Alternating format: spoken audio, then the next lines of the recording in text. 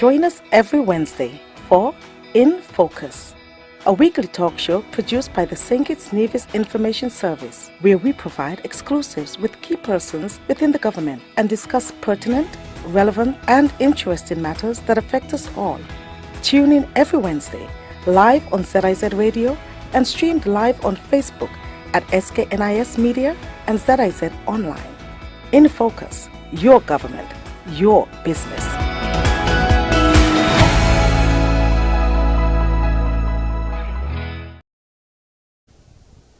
I'm Ian Richards. Welcome to InFocus, a weekly program where we zoom in on what's happening within and throughout the government, your government.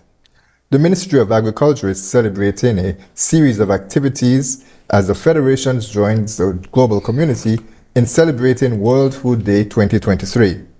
The theme for the international commemoration is Water is Life, Water is Food, Leave No One Behind. Today, Minister of Agriculture, the Honorable Samal Duggins, and Communication Lead in the Ministry, Chair Flanders, are here to expound on how this theme complements the local agricultural development strategy and how government is working to enhance food security. We'll also explore how St. Kitts and Nevis will benefit from the widely reported recent engagements in Louisiana, USA. Stay with us as we delve into your government, your business.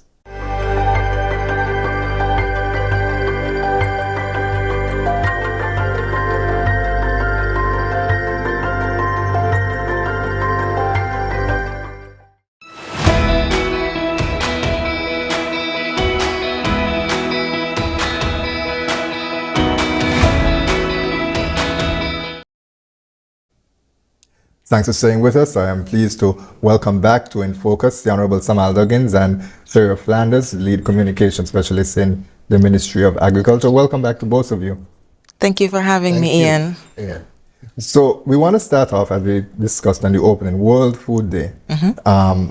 It started back in 1979, but I want someone to explain to us, and Cheryl, we can probably start with you, in terms of the significance of World Food Day. Now, obviously, World Food Day is a global celebration. And of course, this is the United Nations Food and Agriculture World Food Day. Food and Agriculture Organization, or as many of you would know, that's FAO.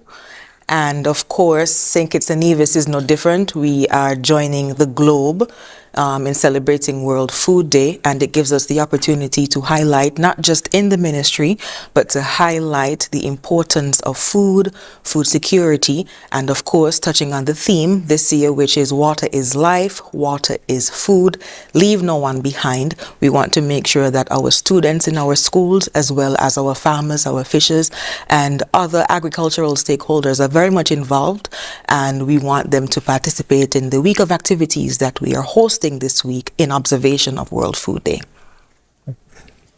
And why is it important for St. Kitts and Nevis to participate in this observance every year? You want me to answer that, Ian? Anyone can answer. Okay, well, I'll go ahead again. So St. Kitts and Nevis, as you know by now, for those of you who don't know, we are actually on the path, we're forging forward to achieve the reduction in the food import bill. And we're seeking to meet CARICOM's 25 by 2025 agenda mandate, which means that we want to reduce the food import bill by 25% by the year 2025. It is extremely important for us now more than ever to highlight the importance of food security, because we need our stakeholders to understand that St. Kitts and Nevis is in a position to accomplish the reduction in the 25%, the import bill. And I feel like at this level, at this stage that we are at, especially coming out of the pandemic, many of the islands across the region, they have come to notice that we cannot survive without agriculture. We cannot survive if we don't have food, and we cannot survive if we don't have water. And so emphasis must be placed on this specific ministry and this sector on a whole. And Minister, of course, you are the one who take charge, who leads the ministry in these regards. So the 25 by 25 is something that the government has wholeheartedly embraced. Correct. Talk to us a bit about how serious this initiative in terms of government and putting policies, strategies, initiatives in place to really drive down the food security bill. Well, as indicated by Ms. Flanders, this is a CARICOM agenda that was set some years ago. And last year, I came in as a new minister, and immediately, actually 3 days after I was sworn in, I was exposed to this agenda, and I adopted it and I made it a thing in St. Kitts Nevis. And now we have been driving that effort wholeheartedly. What we have been doing as far as making sure that our people are ready, we've gone from a policy level, and we've been introducing new bills to the Parliament. We've also taken it from an infrastructure level, like we just procured 2 new tractors, because one of the things that we recognize in terms of mechanization, that the country severely lacked a number of the machinery to adequately prepare and put our people in a place to be more food secure. So we increased that fleet by 2 more tractors that should be landing anytime now after being procured. We also recognize that the world is moving in a direction that we ought to, based on our land size, based on the fact that climate change is affecting all of us. And so we conceptualize what we call the greenhouse villages. I'm happy to note that on Friday of this week, which is Friday, we're going to be breaking ground for that. We also recognize, as the theme indicate, water is food, water is life, leave no one behind, that we must be very responsible in our use of water. We've recognized extended drought periods worse than we've ever seen in this year and last year. And we recognize that there's a need for us to be responsible with our use of water. And as a ministry and as a minister, I want to showcase our efforts in terms of observing that responsibility. And we launched this year our drip program, which we'll talk more about. Right, we'll talk about that a bit later, Minister, and something that is very important, because hearing this theme, I would think that it really was World Water Day as opposed to, World Food Day. So that is something that the international community recognizes, the importance of the linkages between the two of them. Okay, so Ms. Flanders, you mentioned that there are a number of activities that are held every year. How are these activities determined? Okay, so we usually meet as a group, and a committee has been formed, of course, to head the week of activities. And we sat down as a team and we decided that our activities should reflect the theme, of course, that was decided by the international body, that is the United Nations, FAO. So we, of course, decided that the first activity we wanted the public to partake in was the Hydration Monday. And of course, Hydration Monday gave us the opportunity as staff and the public as well to show us how they stay hydrated. I thought it was a very cute initiative. We had members of the public as well as staff at the Department of Marine Resources, staff at the Department of Agriculture and the Department of Cooperatives who snapped photos of themselves, and of course they shared it with us, and it was titled #Hydration Monday. And we also had the director, Miss Janelle Kelly, visiting the schools. She went to the Tyrrell Williams Primary School and the St. Peter's Daycare Center on Monday, and they presented gardening tools and spoke with the students about the Hydration Monday that we were celebrating, as well as the importance of renovating their gardens. Yeah, so I mean, we started off with the Hydration Monday and the gardening renovation, but we moved on to the visits to the schools at the ICCS, the Immaculate Conception Catholic School as well. On Tuesday, we were able to speak with the students about the importance of World Food Day and how we want them to become, we call them our little farmers and fishers of the future, but we also gave them the opportunity to explain and let us know what their career paths would be. And we gave them the opportunity to highlight the things that they feel we should be doing, of course, as a ministry, to have them more involved, to get them more involved. Another thing that we pointed out to the students was actually the fact that right now, water being a very vital resource is scarce, not just in the region, but globally, water is scarce. Like the minister mentioned before, we're not getting the rainfall that we've been so accustomed to getting. This is very serious. Drought season, we're losing the produce. And of course, when you're losing produce, it means that you're losing money. If you're losing money, it means then you have a serious problem.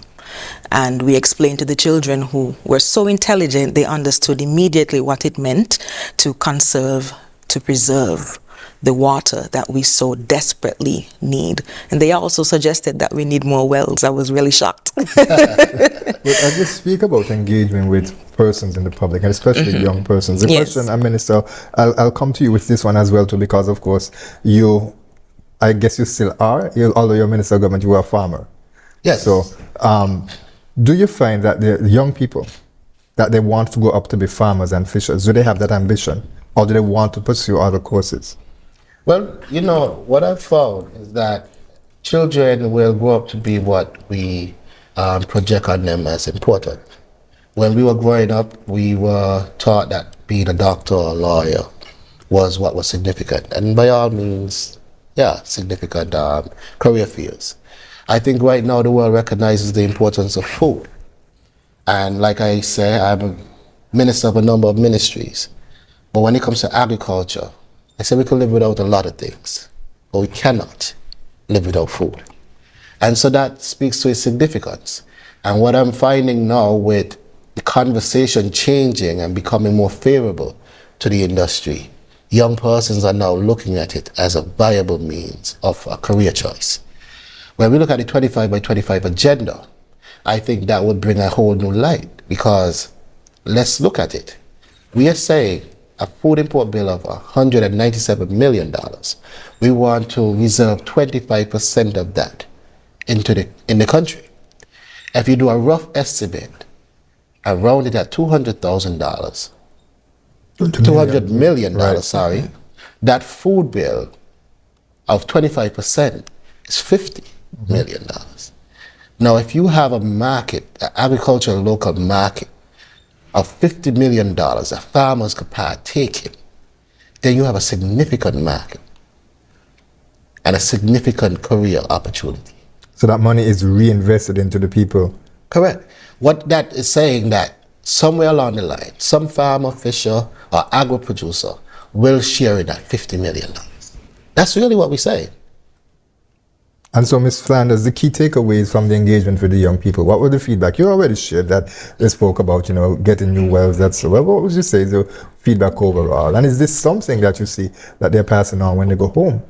To be honest, I think I would have to discuss more with the Ministry of Education to find out how the students actually converse when we're not there, because of course when you're there it's something different. But I know children, and I know that they would have their own little discussions among themselves, among their peers and their teachers as well.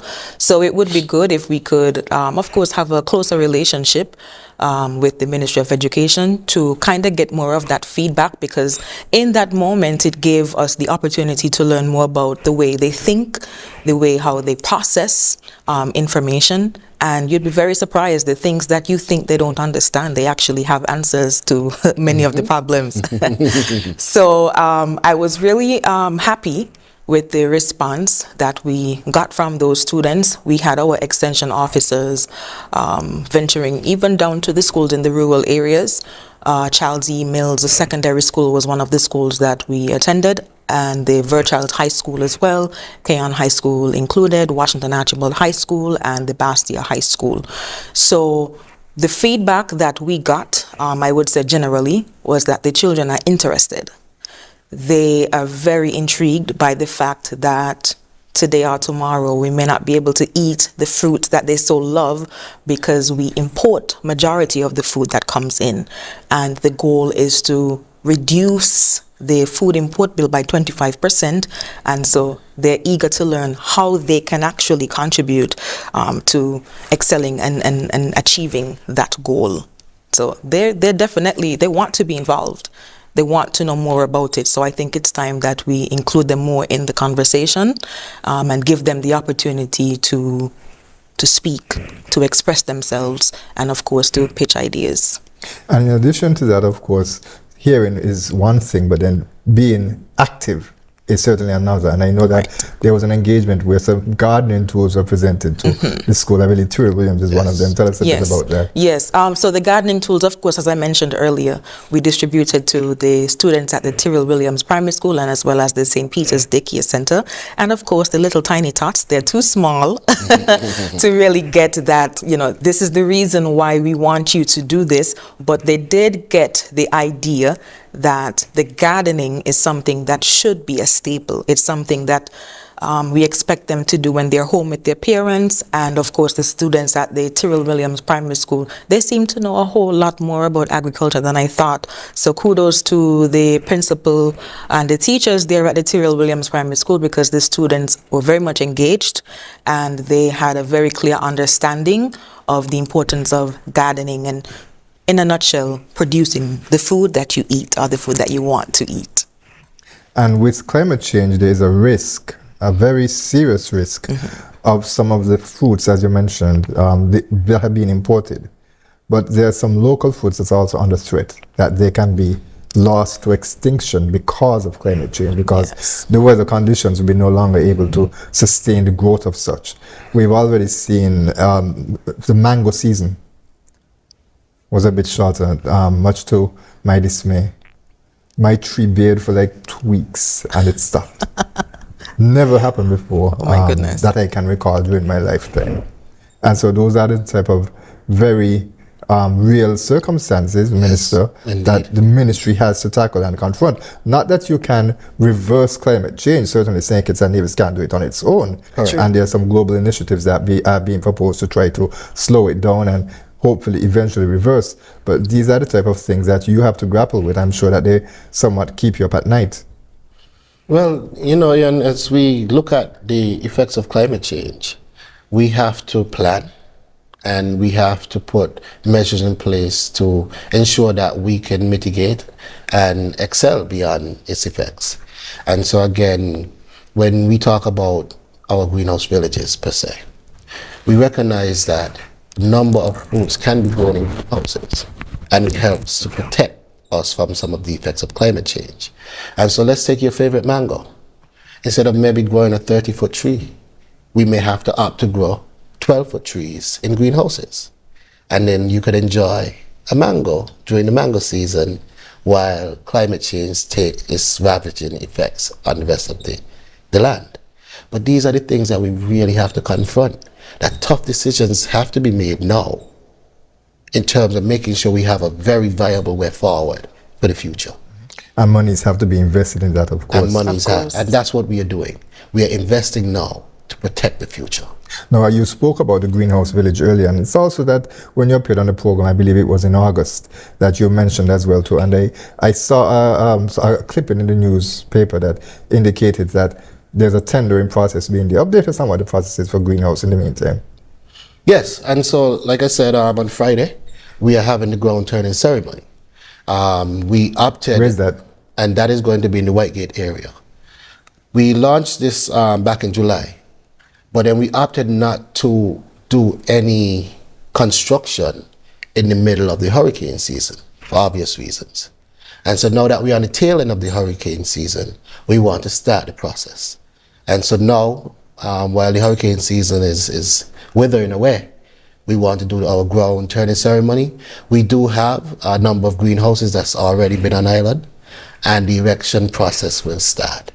And so from Friday onward, we could see the establishment of the first greenhouse village. Now, that's one of many.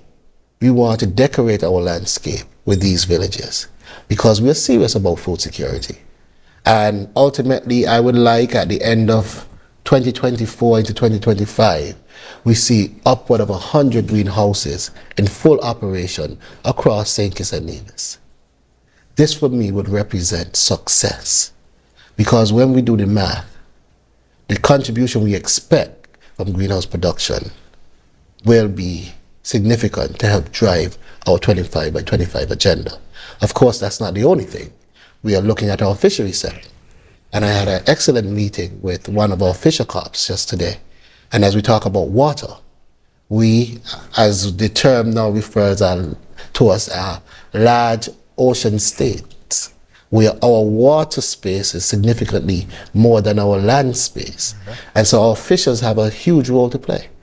And I was talking to them on what we are doing from a ministry level and what is also expected of them as corps and as fishermen, to be responsible in managing the ecosystems, and also to look forward to ensuring that all people have fresh fish, healthy fish to eat, and have better access when we talk about food security. And in terms of the greenhouse villages, of course, that would be work, employment for persons locally here to get involved with. So we're talking about employment, we're talking about water conservation, sticking to the theme, because it is known that practices like hydroponics and drip irrigation use significantly less water than traditional farming. And so as we talk about being responsible users of a precious resource, these are the efforts being made to ensure that we show that level of responsibility. But of course, we're talking about employment, water conservation, increased productivity of food. We're talking about equality, because greenhouse farming is a little easier. So some persons with disabilities now have a chance to be actively involved in production. Women, the elderly, children, all now have a chance to be actively involved. But this is the vision, all of society approach to make sure that when we see 2025 December, we can look back and say, job well done. Minister, stand by, Ms. Landers as well. We're going to take a quick break and we'll be back with more of our discussion. And we want to focus more so on the theme of World Food Day and how it fits into the local context. We'll be right back with more in Focus.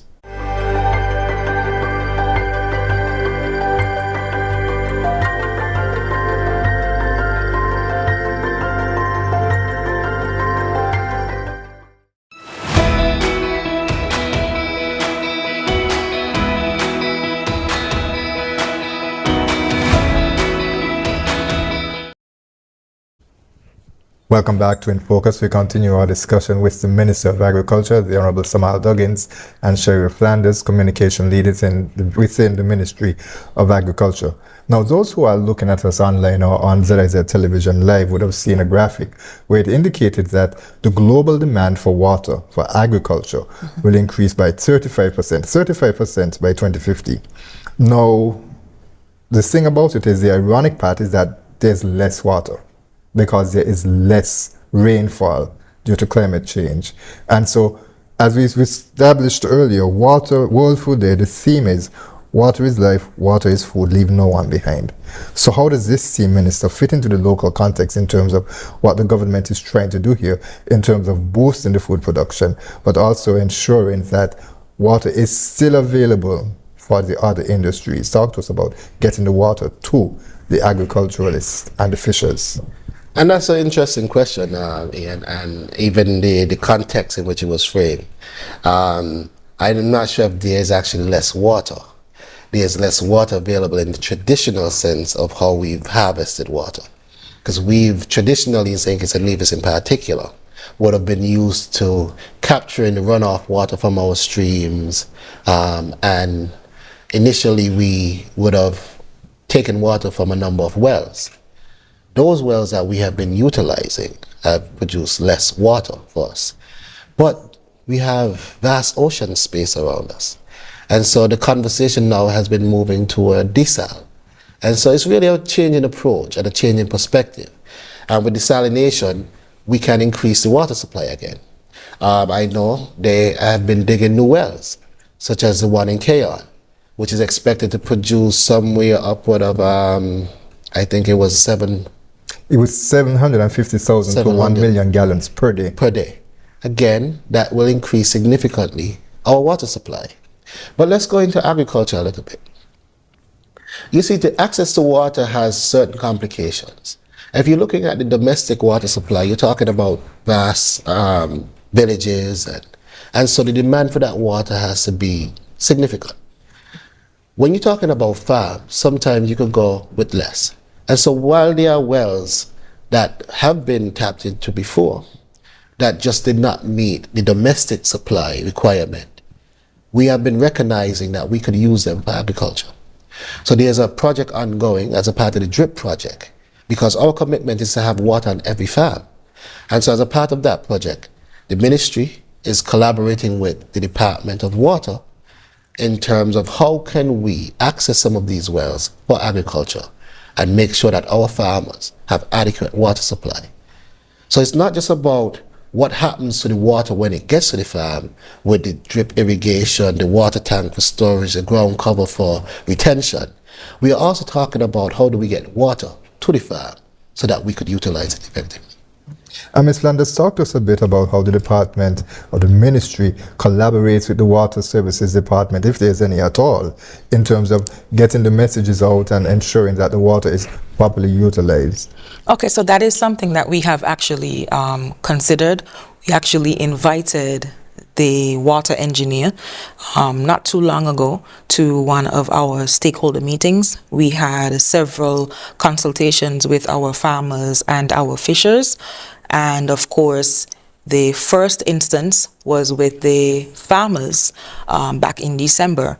And in that discussion, the water engineer, I'm sorry, I'm missing his name right now. I hope he doesn't crucify me. Cromwell Williams. Yes, of course. So he visited and he spoke briefly with the farmers, and he explained to them that this isn't just something that is affecting us locally. This is something that, of course, the United Nations spoke about in 2021, going as far back as then.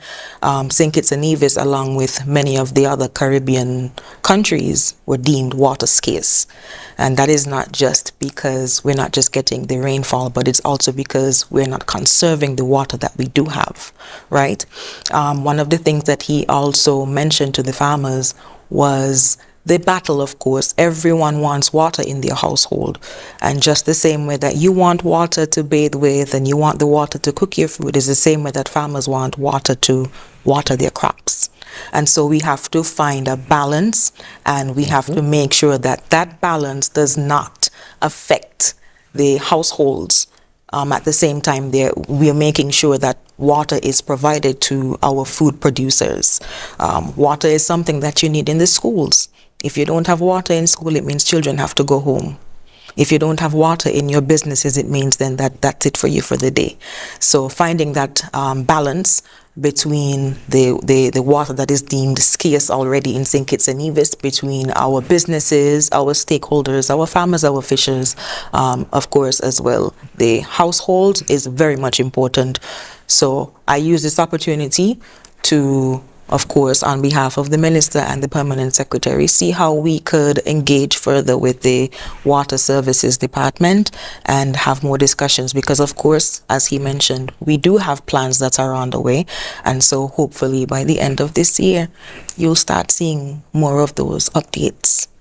Minister, and your colleague, your cabinet colleague, the Honorable Congress Maynard, who is responsible for water, he was on InFocus last week, and so you would have shared a bit of information in terms of what the government is doing to help to mitigate some of the water challenges that we are having.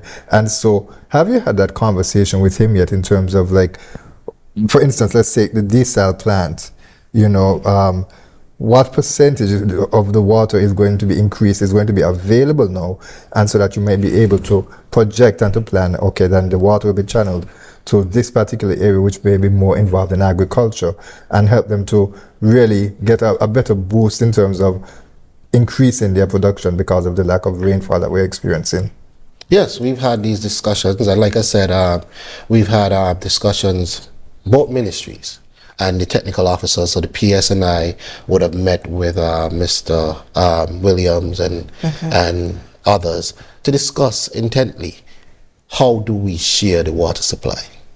Because as much as we recognize our food producers need it for food production, we are also members of families, and we need it for homes. And it's also important in agro-processing as well. There you go. And we are also a part of a commercial environment, and they need it in businesses. And so we have to be mindful of all of that. But what we have been discussing, as we improve desal, and we take the strain off of some of our wells and our rivers, like I said, we could divert some of that natural groundwater as well as underground water into agriculture. And so we've been looking at what are the feasible wells that we could direct and divert into agriculture. What rivers that are running now that we could stem and send into agriculture production, because that water is generally better for agriculture anyway. And so we've been having this discussion, yes. It's just a matter now of trying to get past the immediate challenge, because it is a real challenge that really hit us over the last 2 years, where the rainfall is just significantly less than anyone imagined. That no one could prepare for. But we are not looking at it and being lost. We are actively tackling the problem. And again, we've seen efforts in improving desal, digging new wells. And I believe agriculture will see that impact coming through the next couple of months into 2024 and definitely into 2025. Right. Okay. And you refer to the DRIP program, which is a drought resiliency program. Give us an update where we are on this. Yes. And so we had proposed a project to Cabinet where we wanted to improve our use of water across our farms. And so we thought about the idea of water on farms holistically. Because you see, it's not just about having water. It is also about how you use it and how you preserve its presence. And so just to give you a synopsis of how the DRIP program, theoretically was conceptualized. Water harvesting is one part in storage. So then the provision of water tanks. Then you want to use that economically. And we thought about drip irrigation and fittings. So that way the water could be used exactly where we need it, in the dosage that we need it. But then after some time, the sun evaporates water. So we thought about the ground covering, which would then retain the moisture in the soil, which means you have to use less water because less would have evaporated. And so we recognize that if you put all measures in place together, your water use is significantly reduced, while production is significantly improved. And that's a win-win. But then we also recognize that's an oasis that you're creating. And in our context, we have the beloved monkeys and feral animals, other feral animals, that have been damaging our crops. And so part of the program, we are also looking to fence these farms in protection of these feral animals. And so it's a very comprehensive program that we are bringing to our people. And I'm pleased to note that on Thursday, our first tranche of supplies will be delivered to our people, and then we will roll out accordingly from there. Okay, and what would be included in those supplies? Again, from water tanks, fencing, ground cover, drip irrigation, fittings, the likes. Right. Barbed wires, protection from the monkey, electric wire to protect from the monkeys. So we really want to ensure that we protect our farmers and give them what they need to grow sustainably and produce a lot more food to meet our 2025 agenda. Right. And Minister, as we speak about increasing food production, of course, the Department of Agriculture and the Ministry of Agriculture have really been working together in terms of highlighting and rewarding farmers and fishers who have been doing their part in search. Mm-hmm. And so it leads us back to one of the activities that are taking place for World Food Day now. It was on October 16th. I should initially mention that. But yes, the activities run throughout the week. Yes, we are having an entire week of activities. An entire week. And certainly that would speak to the significance of the sector, of course, here in St. Kitts and Nevis. So, Ms. Flanders, I know one of them, as we speak about the production of persons involved in producing from the sea, the fishers, so to speak, is that there is there's an initiative with diamondback squid. Yes. And that is going to be highlighted specifically on the Agri Night Market, which actually, for those who are listening to this live, to the initial debut of the show, it is on Wednesday, so that'll be tonight. Tell us a bit about that. Yes, so the World Food Day themed Agri Night Market is this evening from 5 p.m. and it runs until 10 p.m. at the Bastia Public Market. And this is one of my favorite initiatives. You got me excited, Ian. This particular night market is different than all of the others that we have hosted throughout the year because we will be featuring the diamondback squid. Now, the diamondback squid, of course, is not something that most persons go to the fisheries to purchase. Right? We know that persons usually go and they call for the yellow-tailed snapper, or like me. Sometimes I like to go and I like to ask for the one particular squirrelfish that they have. You know what we call squirrelfish, Ian? I have to confess. Minister, you want to tell him what we... Listen, let me tell you, the jacks that they have, the yellow tail snapper that they have, the yellowfin tuna, definitely some of my favorites. But of course, the Department of Marine Resources is using this opportunity to highlight our underutilized species. And so the diamondback squid was identified as one of those things that we can actually use for food. The diamondback squid was, of course, captured over the weekend, and just, I think, 2 days ago, we had members from the Extension Services Division toiling tirelessly. And when I said tirelessly, I mean they were out on the water for hours trying to make sure that they can get some diamondback squid for the public to see at the public market this evening, and of course to taste. The diamondback squid processing workshop that was held yesterday gave the technical staff the opportunity to learn how to clean the diamondback squid and how to get that particular fish ready for, of course, distribution. So we want to also include the diamondback squid in the products that we sell, at the value-added products, that is, at the fisheries, not just in Bastia, but also in Old Road as well. The diamondback squid, let me tell you, that is a particular fishery that can take the form of any type of food. I learned recently that the diamondback squid is going to be transformed into, you know how we have fish balls? The diamondback squid is going to be diamondback squid balls. I can see your face. I know, Ian, you've probably never had it before and you look very surprised. But yes, the same way that you also have fish balls and meatballs, the same way the diamondback squid can be transformed into balls. And also, we're going to have a tasting at the night market for those persons who've never had diamond squid burgers. It can also be transformed into patties. Look at Ian's face. Well, certainly, I know that one caught you off guard, but yes. I suppose it's something that would encourage persons to come out for tonight. I'm definitely inviting all persons. If you've never tasted it before, don't knock it until you try it. This is something that we are going to encourage, not just today, but throughout the rest of the year. We want persons to understand the importance of using and taking advantage of the food that we seem to just discard of. And we want to make sure that we don't just ask you to come to just taste the food that we go out and catch. We want you to also learn how to catch the food yourself. And this initiative is going to be led by the head of the Extension Services, that is Mr. Karim.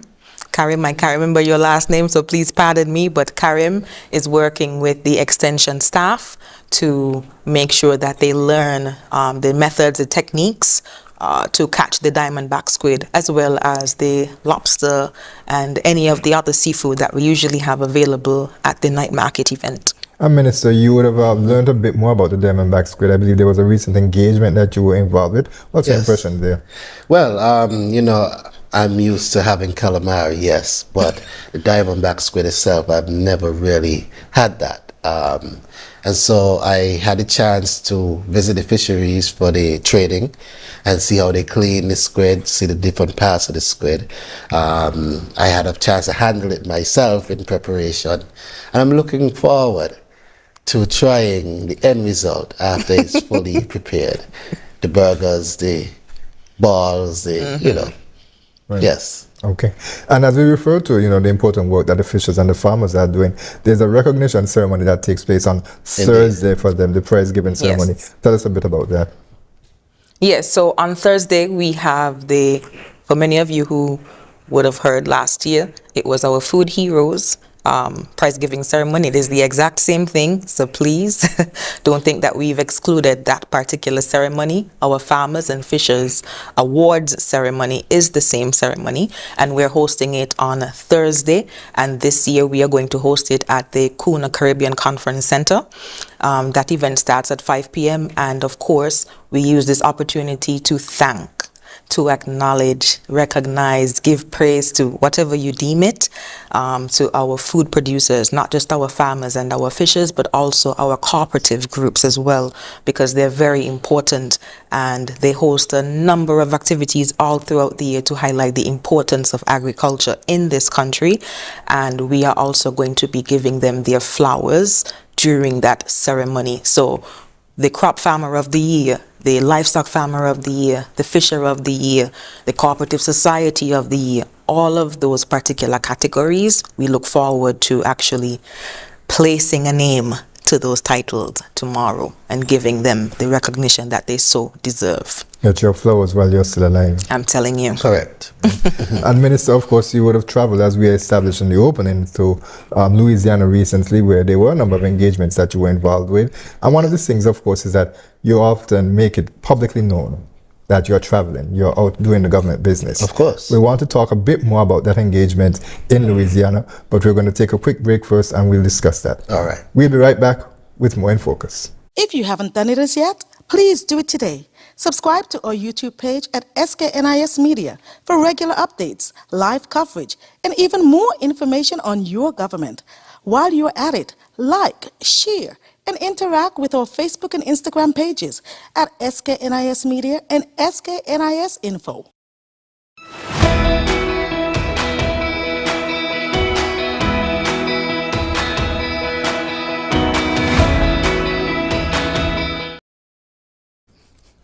Welcome back to In Focus. We continue to look at agriculture and World Food Day here on today's edition, and we're joined by the Minister responsible for agriculture, the Honorable Samal Duggins, and Sheriff Flanders, who is the lead communications within the Ministry of Agriculture. So, Minister, as we established before we took the break, of course, there's an engagement that you participated in Louisiana, and of course, most persons would have heard about the educational benefits, the relationship that was established between Southern University and St. Kitts and Nevis. Certainly very exciting news. But there also was some agricultural components associated with the visit.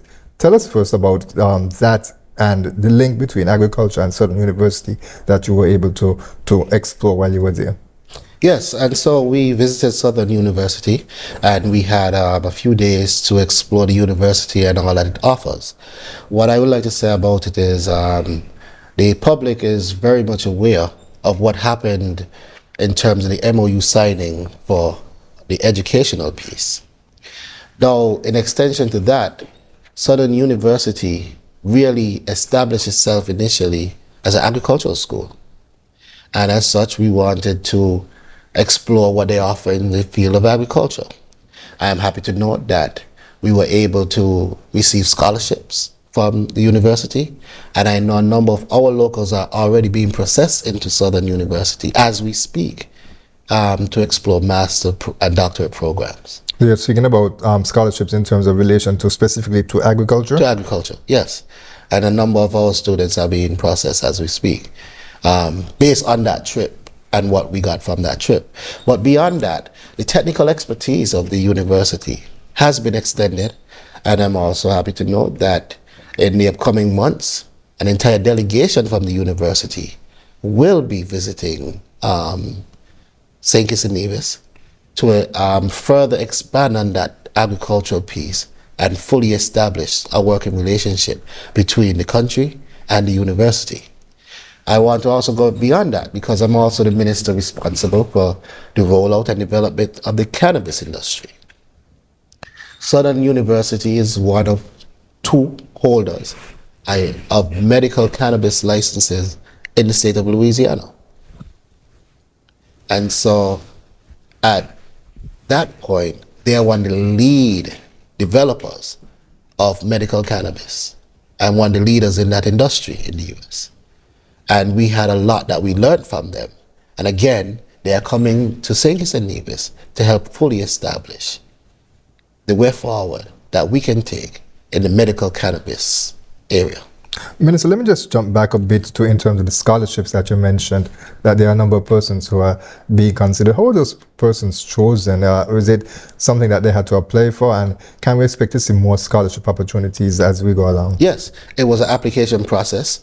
And for right now, in terms of agriculture, the scholarships are unlimited. So if you're interested, apply. And the scholarships are unlimited.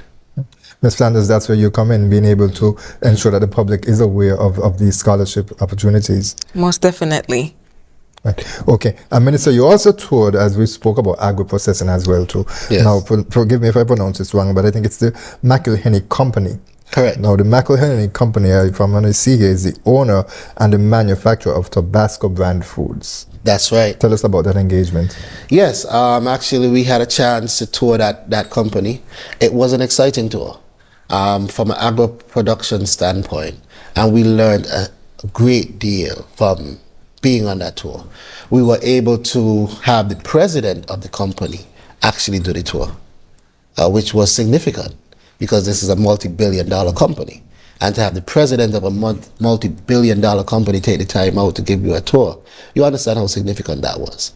But what I would like to say is that it showcases opportunities for our country. And also, as it relates to agriculture and agro-processing techniques and development of products, we've learned a lot about that. I also had the permanent secretary along with me, and also an agricultural officer who hails from Nevis. And so we were able to look into this production, their standards, quality checks, more intently. But there's another area. The Tabasco company supplies pepper sauce worldwide, and they're always looking for new sources of pepper. St. Kitts and Nevis has the ideal climate to grow. And so we've been discussing what possibilities to connect both territories, both the country of St. Kitts and Nevis to the company. And these are the things that we try to do. When you travel, you try to make these connections. And hopefully, sometime in the future, we can become a pepper supplier to the company. These are the ideas. That's also very important, Minister, because you're also responsible for small business development. That's right. And I recall having on InFocus a few weeks ago, a team from the small business development company, I think, this is right. And so they were here and they spoke about finding ways to support persons who are interested in getting into agro-processing. Yes. Now, of course, they're looking at it from a financial part of it too. Correct. And there was some also in some ideas that they were throwing around in terms of being able to possibly make those linkages. So here, we see that is coming to fruition. That's right. And this is the idea. And so, in my position as a policymaker and the driver of these ministries and having significant industries, I have to ensure that we look beyond the shores of our 68 square miles to see what opportunities exist in the globe. Sometimes that means me leaving the 68 square miles and seeing these things firsthand, having these conversations, being in the room and being present. Like at CWA, I just returned from, I had to be present where all the ministers of agriculture from the region were present. That's CARICOM. Yes, correct.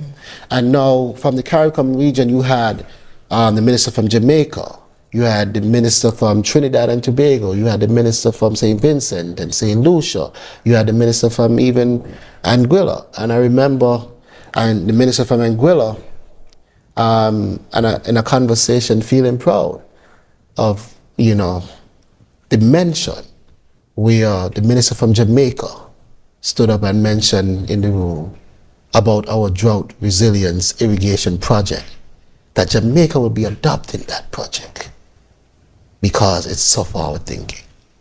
And so when you have these moments where countries like Jamaica could look to a smaller country like St. Kitts and say, we see what you're doing and we want to adopt that project. then you must feel proud. And it wasn't even just a moment for us. Anguilla felt proud to see that. And that was a conversation that the minister brought to me, how proud she felt when she heard that. And that also speaks to the importance of networking with regional colleagues, understanding what is happening in each other's country, of course, adapting best practicing, and being able to see where, there can be some transfer of skills, transfer of knowledge, perhaps even investment opportunities. And this is the whole idea, because we can't do it all here on our island. We have to integrate ourselves into the CARICOM space, into the wider hemisphere space, because again, IECA has been doing a lot of work integrating, and in CELAC, which is the Caribbean and Latin America. And so all of these different areas, we have to go and give representation.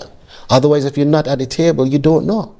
And sometimes as I look back and hear the conversations about ministers traveling, and I look back at the state of agriculture, and look back at the fact that some of our ministers did not take the opportunity to travel, then there could be some correlation with the deplorable state of agriculture and the lack of traveling. And so I am happy to be at the table and give representation for our country, learn from these other ministers, and share with them as well best practices. Now, that engagement in Bahamas was the Caribbean Week of Agriculture, and it was held from the 9th to the 13th of October. What would you say, Minister, some of your key takeaways? Because I know the theme, it spoke about accelerating the vision 2025 by 2025, of course, the CARICOM vision that we've been discussing. But what would you say are some of the key takeaways from that engagement that you had? Yes, there? It was an entire week. I must admit it was a grueling week. Each day we started 8, 9 in the morning and ended 8, 9 in the evening, usually with just a little lunch break. But there was a lot of information. And so one of the things I could say is the fact that the world has to embrace technology, and the region in particular. We have to embrace technology.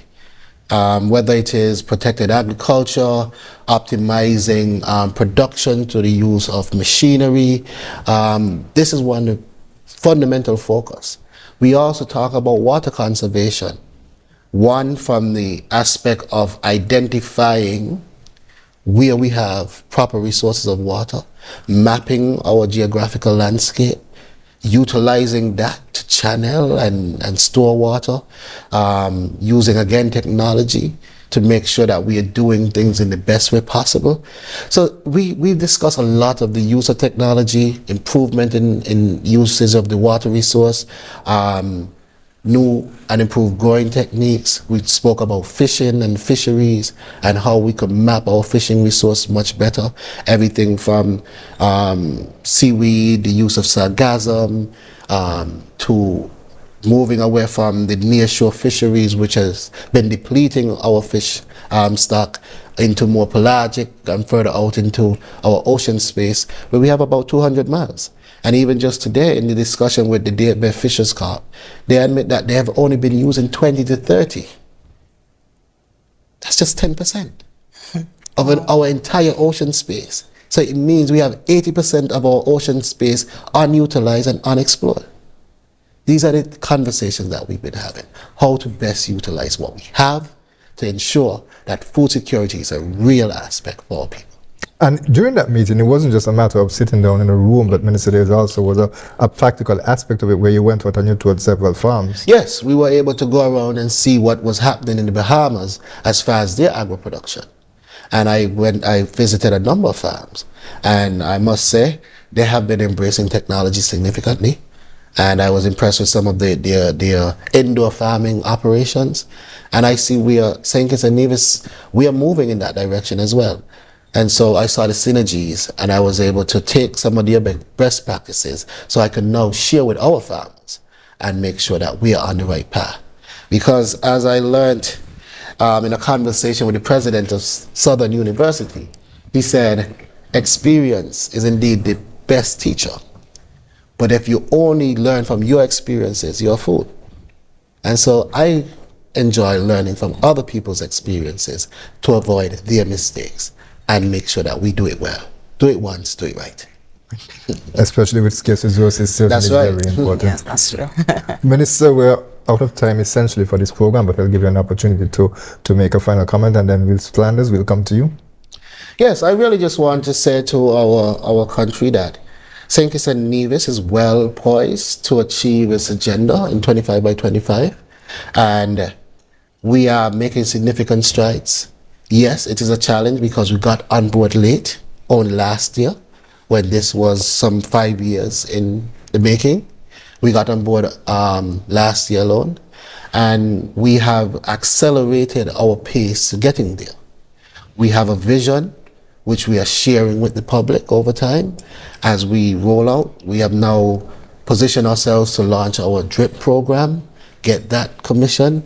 We are doing our ground turning ceremony for our greenhouse villages, and we will continue the rollout. We are also looking at the area of fisheries and the area of agro-processing. And once we would have combined the livestock, the crop, the fisheries, the agro-processing all together, talking about access to finance, talking about access to market, talking about best practices, we will then create an ecosystem that our agricultural produce will see its best days probably that it has ever seen since maybe the 18th century. I really should have given you the last word. I know. I'll come to you. I don't understand how he wants me to close off after that. I imagine it's because I know you're so passionate about the agri-night market, yes, and course. some of the other public activities that Most the definitely. department is hosting. So I'll give you an opportunity to invite the public and let them know what else you may have wanted to say. And of course, the reason why I think it would be best for me to end this because I want to remind the public that the night market is happening this evening. So for those of you who are trying to get your spot, if you are trying to register as a vendor, this may be your last opportunity to squeeze in and get a spot at the Bastia Public Market at the Agri Night Market. That, of course, is being held as part of our World Food Day Week of Activities 2023. The Agri Night Market also features a watermelon eating contest. That was something that I didn't get to mention earlier, but it also features a watermelon eating contest and, of course, the diamondback squid.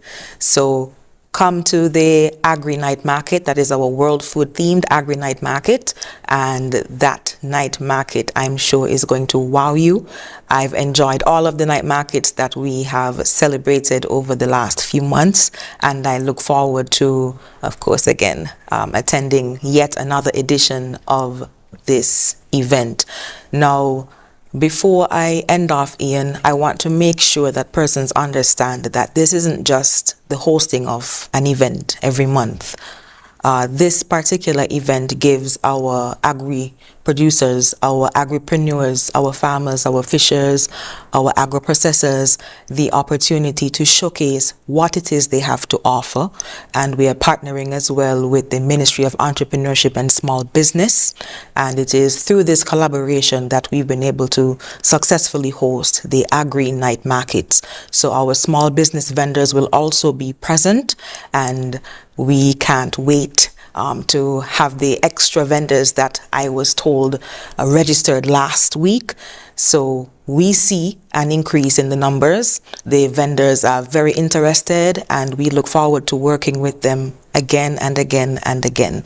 The last night market will be our Christmas night market for 2023, and so we look forward to hosting that too. Is registration open now for that event? Registration, I mean, of course, we want you to come and register your spots early because we won't be having one in November, and we know persons definitely want to partake in the Christmas version of the night market. The numbers are usually significantly higher during December for obvious reasons. It's the Christmas version of the night market, and so if you do want to register and get those spots in early, this is the opportunity for you to do so this evening and as well during the Christmas season. And of course, under this government, we've seen the increase in the number of night markets. Sheriff Flanders, thank you so much for joining us, Minister. It was a pleasure. We look forward to having you back again sometime because, of course, there is a layered chicken initiative that has been taking place with Taiwan that we would love to discuss a bit further in the future. Indeed, I'm always available. Phone call away. Right. Okay. So thank you both again. Yes. And thank you, viewers and listeners, for joining us for this edition of InFocus. I'm Ian Richards. Be sure to join us next week at the same place at the same time.